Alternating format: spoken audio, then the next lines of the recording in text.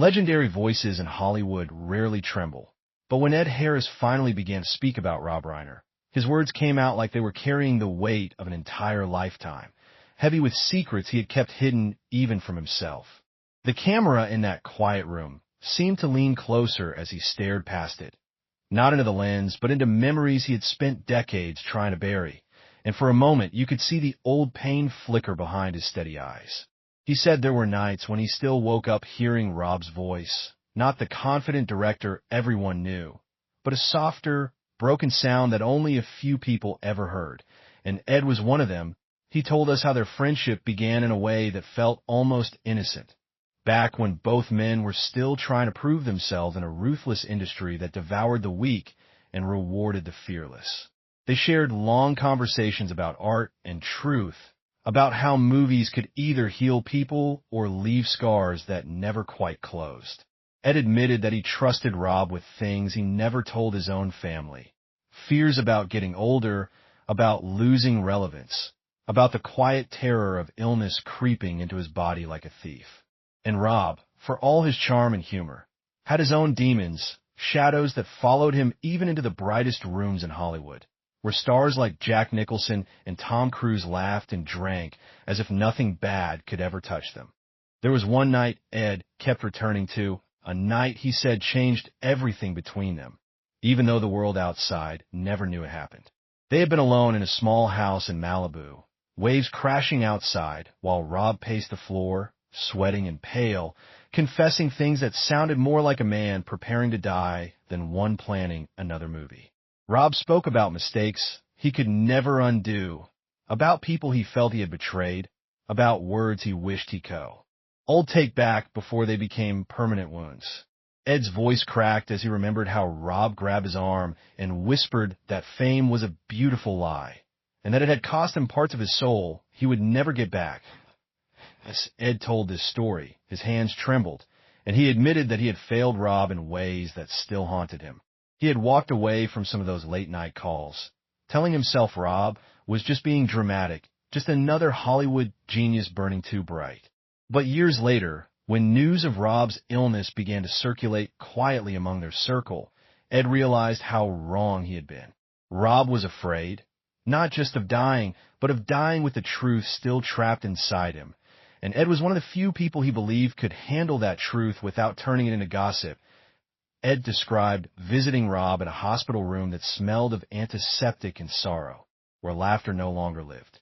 Rob looked smaller there, stripped of his usual confidence, his voice barely above a whisper as he spoke about his family, about how he worried they would never really know him. He spoke about old friends like Billy Crystal and Martin Sheen, about how he wondered if they remember the man he used to be before success changed everything. And then he said something to Ed that would never leave him, words that sounded like a final confession, telling him that some of the greatest stories he had ever told on screen were meant to hide the darkest parts of his own life. Ed said he left that room with tears running down his face, feeling like he had just been handed a secret too heavy for any one person to carry. He kept it locked away for years, out of loyalty, out of fear, and maybe out of shame.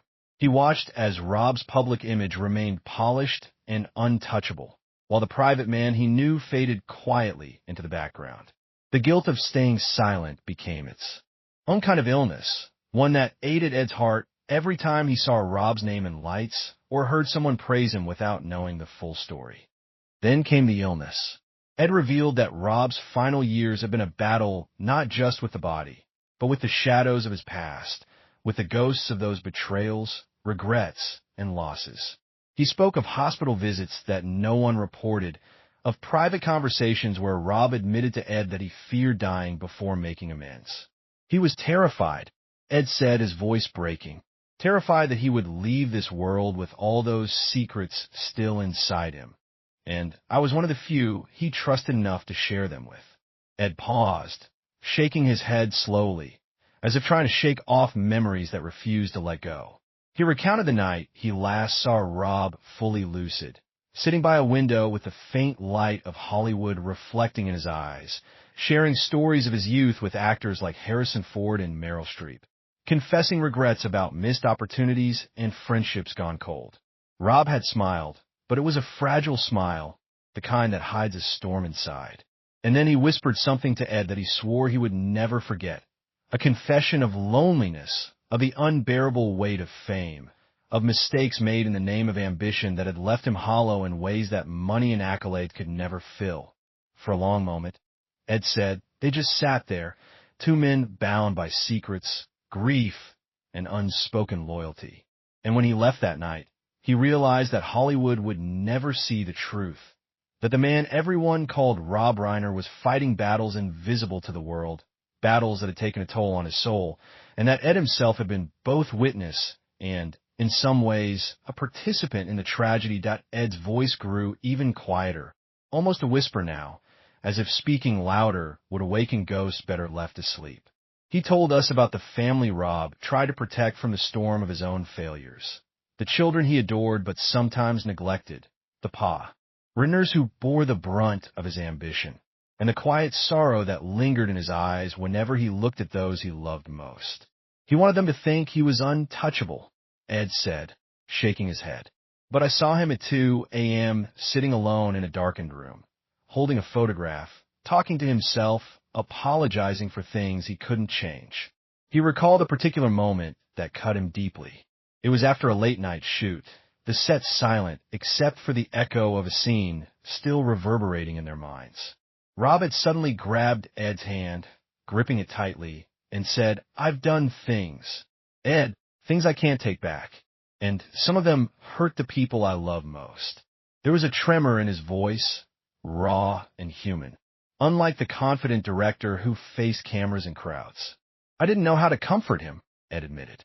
I just held his hand, and for the first time, I felt powerless to fix the man who had seemed invincible to the world. Ed described how Rob's circle of friends tried to shield him, tried to maintain the illusion that everything was fine, that the brilliant director had it all together. But Ed knew better. He spoke of private phone calls with Martin Sheen, Jane Fonda, and even Jack Nicholson, conversations that never left the walls of those homes, conversations filled with concern, fear, and unspoken admissions of guilt. We all loved him, Ed said, his eyes glossy. But love in Hollywood often wears a mask. And Rob, he saw right through ours. The illness had made it worse, Ed revealed. Rob had grown frail, his once commanding presence diminished. And with each hospital visit, Ed felt the gravity of unspoken truths pressing heavier upon him. Rob had confided that he sometimes feared his own mind would betray him before his body did, that memories of mistakes, misjudgments, and betrayals would haunt him to the very end.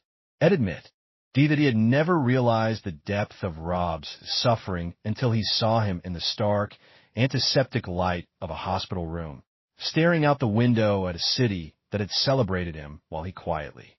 One of the most shocking confessions came when Ed spoke of a confrontation that had almost shattered their friendship. Rob had called him late one night, voice trembling, saying he could no longer bear the weight of silence. He accused Ed of abandoning him when it mattered most, of laughing off fears that were, in truth, cries for help. Ed broke down remembering it, the tears streaming freely. I wasn't perfect, he said, and I wasn't brave enough to face the truth then. And he deserved better from me. Then came the last words Rob ever said to him, words so private and devastating that Ed's hands still trembled when he recalled them. Don't let them forget who I really was, Rob whispered. All the fame, all the accolades, they won't mean a damn thing if no one knows the real story.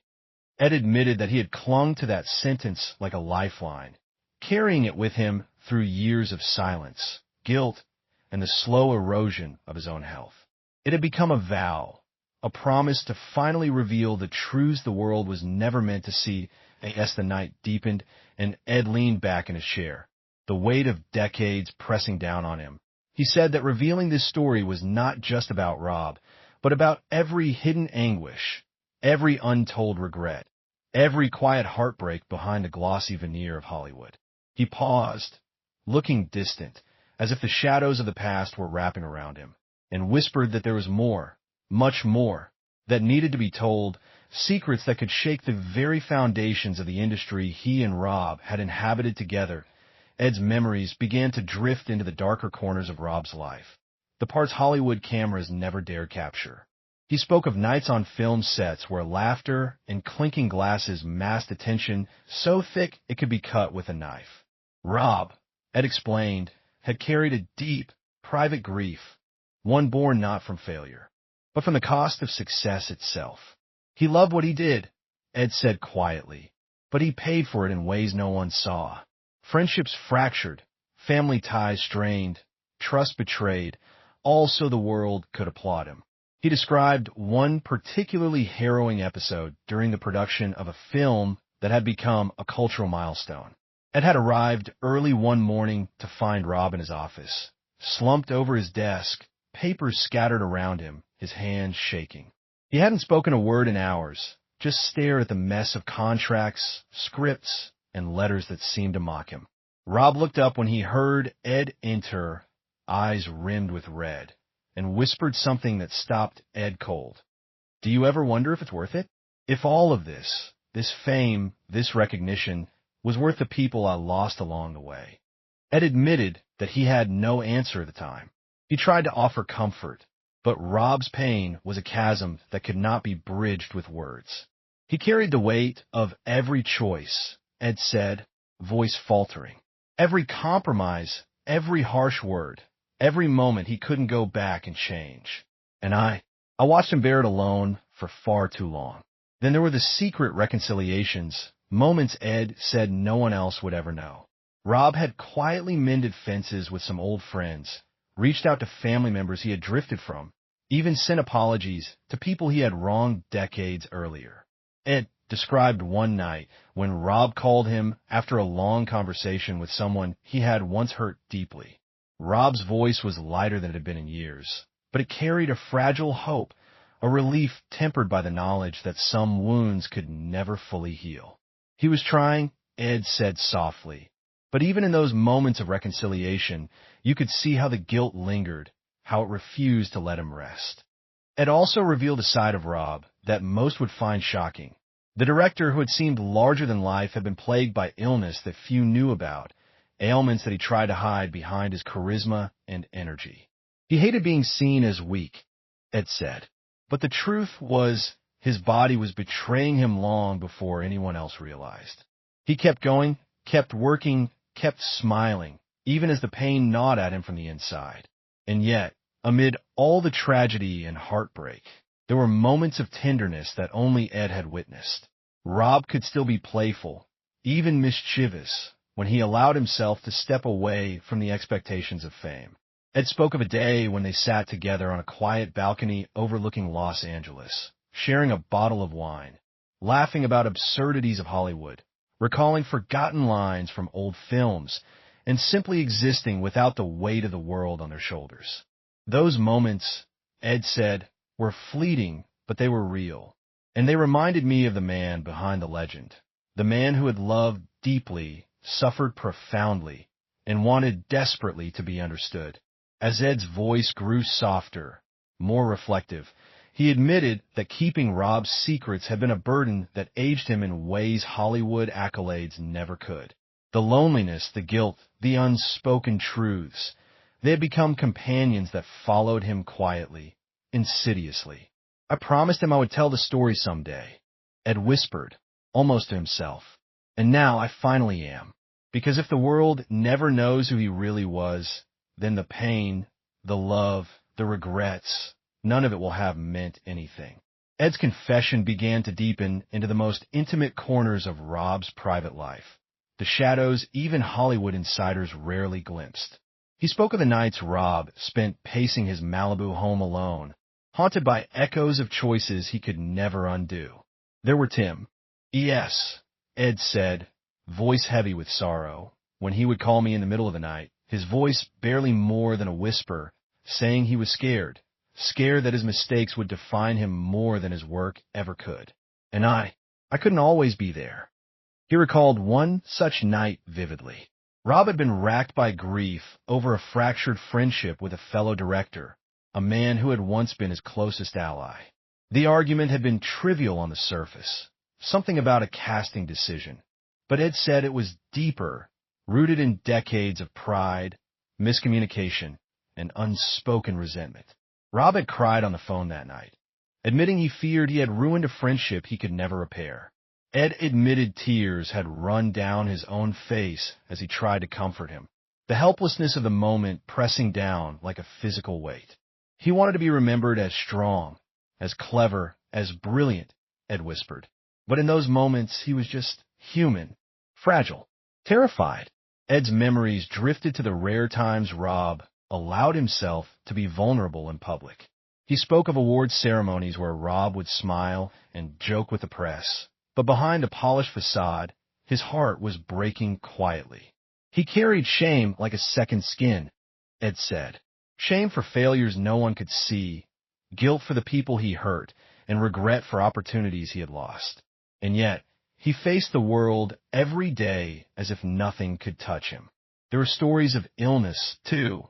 Illnesses Rob tried to hide from the world to maintain the illusion of invincibility. Ed described hospital visits that were never reported, quiet conversations with doctors in hushed corridors, treatments that left Rob exhausted, but still determined to finish projects, to keep creating, to stay relevant. He was afraid, Ed admitted, not just of dying, but of leaving without ever truly being seen. Without the P, people who mattered knowing the truth about who he really was. Then came the most private confessions, the ones that haunted Ed the most.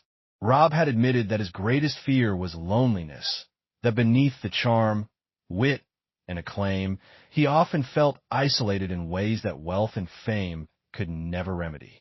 He had spoken of nights he spent staring at photographs of his family, friends, and mentors, whispering apologies into the empty air.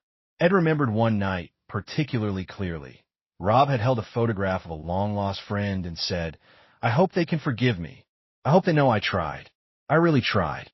Ed's voice trembled as he recounted the final years, the moments when Rob's body began to fail and his mind was weighed down by decades of unspoken truths.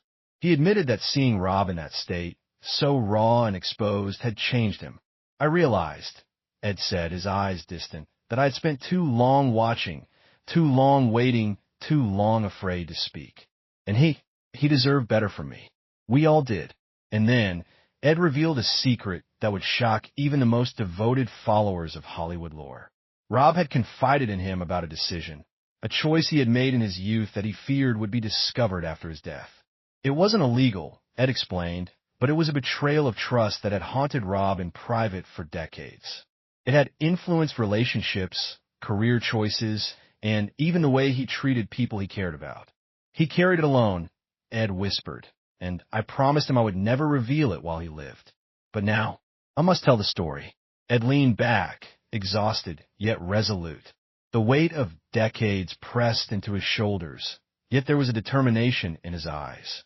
"Hollywood only ever saw the legend," he said softly. "But I saw the man, the friend, the broken soul, the haunted genius. And now the world will know, too. Because the truth, it can no longer wait." Ed's voice grew heavier, thick with emotion, as he began to recount the most painful chapters of Rob's final years, the moments that had left scars no one could see. He spoke of nights when Rob would sit in the quiet of his home, staring at old photographs and letters, tracing faces with trembling fingers, whispering apologies to people who might never hear them. He carried grief like it was a second heart, Ed said, his own hands shaking at the memory. Grief for mistakes, for lost time, for people he couldn't fix, and for the parts of himself he could never reclaim. He described one afternoon that had stayed with him forever, a day when Rob had called him unexpectedly, voice fragile, saying he needed to talk. Ed arrived to find him in the backyard of his Bel Air home, the sun low in the sky, shadows stretching across the lawn.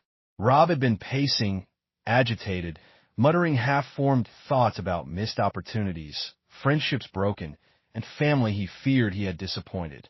Ed said he watched him, helpless, as the man who had commanded sets, actors, and audiences for decades seemed smaller than anyone he had ever seen. "There was so much regret in him," Ed whispered. "It was almost unbearable to watch." Ed revealed that Rob's illness had magnified every fear he carried. There were hospital visits that were never publicized, treatments he endured quietly, and moments of excruciating pain that he masked with humor when friends were near. He hated being seen as weak, Ed said softly, voice breaking. But inside, he was terrified. Terrified that he'd leave without saying what he truly wanted. Terrified that his life would be misunderstood. He also spoke of the family pain Rob had tried to shield from the world. Ed described private dinners where Rob struggled to connect with his children, moments where his pride and fear of vulnerability kept him distant. Yet, in the quiet moments, he would open up to Ed, sharing fears he never voiced to anyone else. He wanted them to know he loved them, Ed said, but he didn't know how to bridge the distance that years of ambition and silence had created. Then came the last words Rob ever spoke to him, a confession that Ed said still haunted him. They had been sitting together late at night, the city lights shimmering through the window. Rob's voice was weak, barely audible, but full of urgency. "Don't let them think I was invincible," he whispered. Tell them the man behind the movies, the man who laughed and joked, also broke, also hurt, also tried to make it right before it was too late." Ed said he held Rob's hand, feeling the frailty of the man he had known for decades, and promised him that one day the truth would be told. Ed admitted that carrying this secret had aged him, that guilt and grief had become constant companions.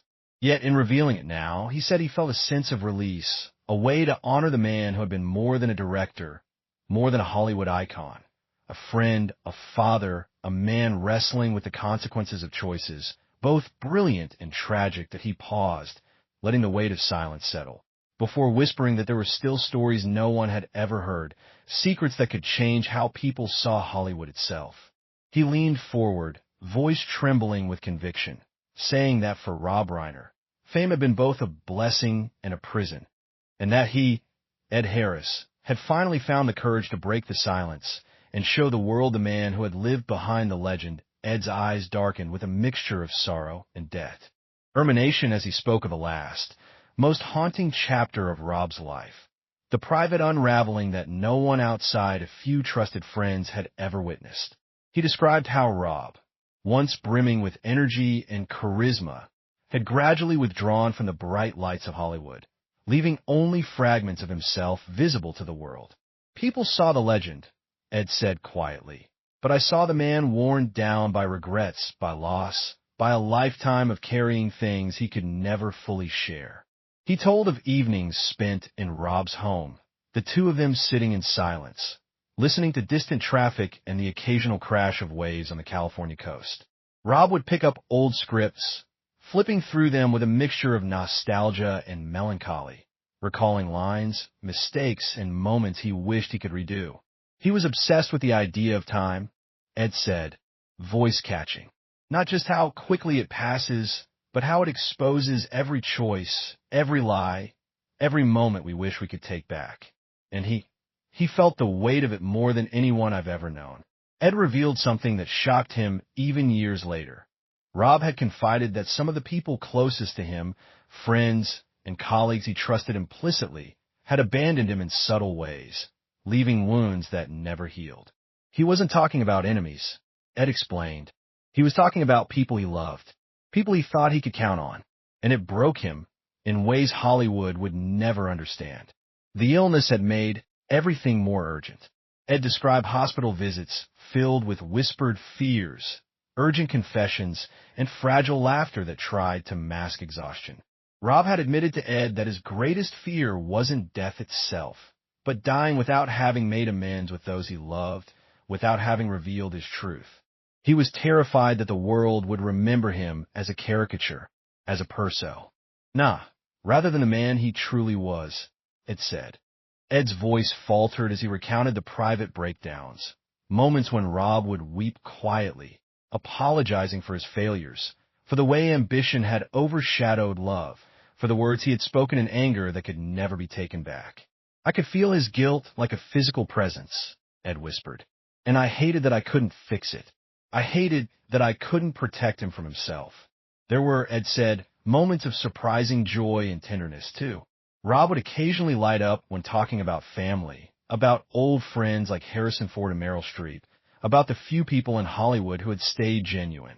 But those moments were fragile, fleeting, always followed by the weight of unspoken regrets. He cherished those moments, Ed admitted. They reminded him that even in the darkest times, life had still offered him beauty and love. Then came the final confrontation. The moment, Ed said, changed everything. Rob had looked at him, eyes filled with tears, and whispered the words that would haunt him forever. Ed, promise me you'll tell them the truth. Not the story Hollywood wants. Not the legend. The real story. My mistakes, my regrets, my heart. Ed had held his hand and promised, though at that moment, he wasn't sure if he could ever bear the weight of that promise. Now, at 75, Ed said he understood that he had no choice. The silence, the guilt, the decades of carrying Rob's truth alone, they had become unbearable. And as he spoke, he revealed that he had begun to write everything down, not just for the world, but for Rob, to honor the man he had loved and lost, to preserve the fragile truth behind the larger-than-life legend. This is who he was, Ed said softly, tears glistening in his eyes. The man behind the myth. And it's finally time the world knew. Ed leaned back, exhaustion and grief etched into every line of his Ace, as he prepared to reveal the last, most intimate pieces of Rob's hidden life. He spoke of the loneliness that clung to Rob in his final years, a loneliness that fame, wealth, and accolades could never chase away. He surrounded himself with people, Ed said quietly, but many of them only saw what they wanted to see. The successful, charming, untouchable director. Very few ever glimpsed the man who feared his own shadow, who worried that his legacy would be one of regret rather than triumph. He told of a moment late one night when Rob had called, voice barely audible, saying he felt as though the years had slipped through his fingers like water, that every opportunity missed, every friendship strained, weighed on him like stone. Ed remembered standing by his side in the quiet of Rob's living room, the Hollywood lights glowing softly in the distance, watching a man who had conquered stages and screens shiver with a vulnerability that no audience would ever see. He admitted to me, Ed whispered, that he had never fully forgiven himself for the choices he had made, and he was terrified of leaving the world carrying those regrets. The illness had only amplified the intensity of these emotions. Ed recounted hospital visits, quiet conversations in corridors where Rob confided fears of dying misunderstood, fears that his family, friends, and fans would only see the polished exterior while the real man, the man who had laughed, cried, and hurt deeply, remained invisible. Rob had asked Ed to promise that one day the truth would be told, that the world would understand not just the genius, but the human being behind it. I promised him, Ed said, tears slipping down his cheeks, and I am keeping that promise now. Ed spoke of hidden reconciliations, the quiet acts of contrition Rob performed in secret, letters written to estranged friends, phone calls to apologize to colleagues he had wronged, private visits with family members he had failed to nurture as he should. These moments, Ed said, revealed a man desperate for connection and redemption. A man carrying a lifetime of regrets, but still striving to make amends before it was too late. He tried, Ed said softly. Even when his body and mind were failing, he tried to fix what he could. Then came the most private, shocking revelation Ed had kept buried for years. Rob had confessed to him that he had once made a decision, early in his career, that had shaped every relationship and opportunity afterward. It wasn't illegal, Ed said, but it was a betrayal of trust, a choice he had carried with him like a stone in his chest for decades. He feared exposure, Ed admitted. He feared judgment, but he also feared that if he didn't confide in someone, even me, it would consume him completely. And I was the one he trusted to carry that burden. Finally, Ed recounted Rob's last words to him, words that etched themselves into his soul forever. Ed, tell them the truth about me. Not the legend, the man, the mistakes, the heart, everything I never had the courage to say. Ed had held his hand as Rob slipped away, feeling the life drained from a man who had always seemed larger than life, now reduced to the fragile humanity he had hidden for decades. Ed sat in the quiet aftermath, reflecting on the years of friendship, loyalty, and unspoken pain. He said he understood that the only way to honor Rob was to speak the truths Hollywood had buried, to reveal the joys, the heartbreaks, the regrets, and the quiet heroism of a man who had lived both in the spotlight and in shadows. This, Ed whispered, voice breaking, is who Rob Reiner really was. And it's time the world finally knew. The room fell into a heavy silence as Ed closed his eyes, breathing deeply, carrying the weight of decades of secrets, love, and sorrow. He looked out toward the distant city lights and whispered to no one in part one, "Killer, it was all worth it to finally tell the truth." The screen goes black for a moment, as if the world itself is holding its breath. Then Ed's voice returns, quiet, fractured, yet resolute, carrying the weight of every secret, every sorrow, every fleeting joy he and Rob had shared. Legends, he whispers, are made of stories people choose to see. But truth is something you carry inside you, whether anyone else notices or not. A slow montage begins, faded photographs of Rob laughing with friends, hugging family, pacing sets late at night, alone in quiet rooms, eyes full of longing and regret. The voiceover continues, trembling slightly. He gave everything he had to his art, to the people he loved, to the world that applauded him. But what he gave to those closest to him, the truth, the confessions, the hidden heartache, that was for very few. And I was one of the lucky ones. And now, I carry it for him. Ed's image fills the screen, older, worn, eyes reflecting both grief and fierce loyalty. I promised him, he says, voice breaking, that one day the world would know the man behind the movies, behind the fame, behind the smiles and accolades. The man who laughed, who cried, who hurt, and who loved more deeply than anyone could ever imagine. That man was Rob Reiner. A single tear rolls down Ed's cheek as the montage slows, fading into the horizon of Hollywood, the city of lights now quiet, as though paying its own silent tribute. We never truly know anyone, he continues softly. Not completely, not until the end. But I knew him. I knew the truth. And now, the world will know too. The final image lingers, a simple photograph of Rob, smiling softly, eyes twinkling, a man of brilliance, of regret, of humanity, finally at peace. The screen fades to black, leaving only Ed's voice one last time. Goodbye, my friend. I will carry you with me, always. Silence. And then the credits roll, the weight of decades of friendship, secrets, and love settling over the viewer like a quiet, heartbreaking benediction.